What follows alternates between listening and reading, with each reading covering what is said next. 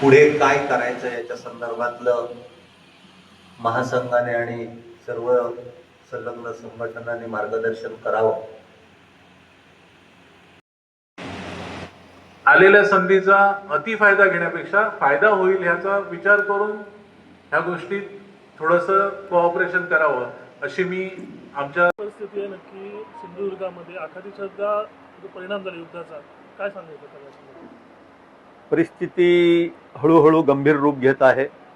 काल कुडाळमधली जवळपास 8 ते 10 हॉटेल गॅस टंचाईमुळे बंद झालेली आहेत आणि हीच परिस्थिती जर पुढे चालू राहिली तर अवघा जिल्ह्यातला पर्यटन व्यवसाय हा संपूर्णपणे ठप्प होऊ शकतो, ही भीती आम्हाला वाटत आहे. चंद्रित वाळके सर, सरकार काय सांगते या संदर्भात? सरकारची भूमिका काय स्पष्ट होते यावर तुम्ही काय सांगता? आज आम्ही सगळे एकत्र येण्याच्या पाठीमागे आणि भूमिका मांडण्याच्या पाठीमागे हेच सगळं महत्त्वाचं कारण आहे की सरकार किंवा सरकारचे प्रतिनिधी असलेले प्रशासन किंवा आमचे लोकप्रतिनिधी याच्या संदर्भात एकही वाक्य उच्चारत नाही आहेत. परवाच्या दिवशीच जिल्हाधिकारी कार्यालयाच्या ठिकाणी शांतता समितीची बैठक झाली.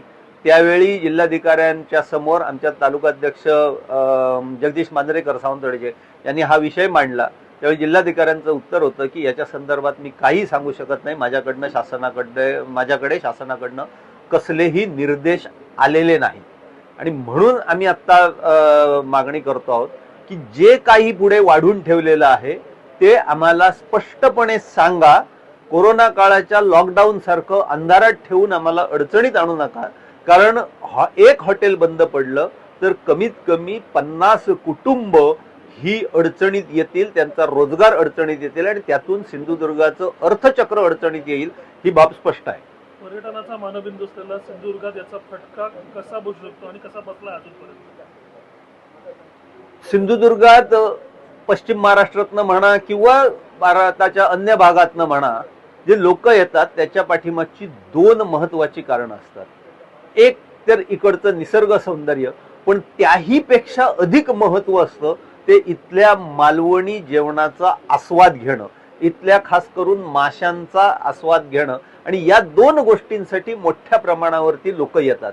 जर म्हणजे आज परिस्थिती अशी आहे की घाटावरून येणारा प्रत्येक पर्यटक हा आपल्या संपर्कातील व्यावसायिकाला फोन करून विचारतोय की तुझं हॉटेल चालू आहे की नाही, आणि जर ते आहे म्हणून सांगितलं तरच आम्ही येतो आहोत, अशी भूमिका आहे.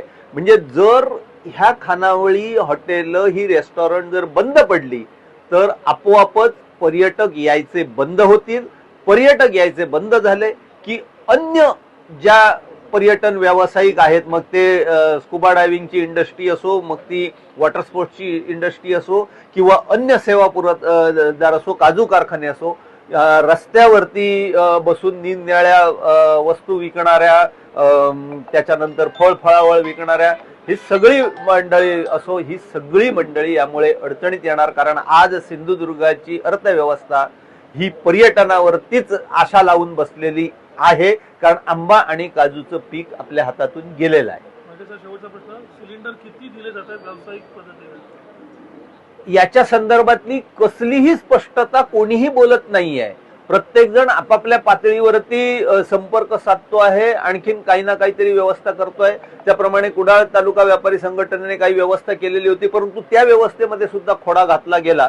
याच्या संदर्भात आमची मागणी जी आहे की काही ती स्पष्ट सांगा. 10 सिलेंडर मिळतील, 5 सिलेंडर मिळतील, 50 सिलेंडर मिळतील की मिळणारच नाही, एवढंच स्पष्टीकरण आम्हाला हवं आहे. मग काय करायचं ते आम्ही बघूया.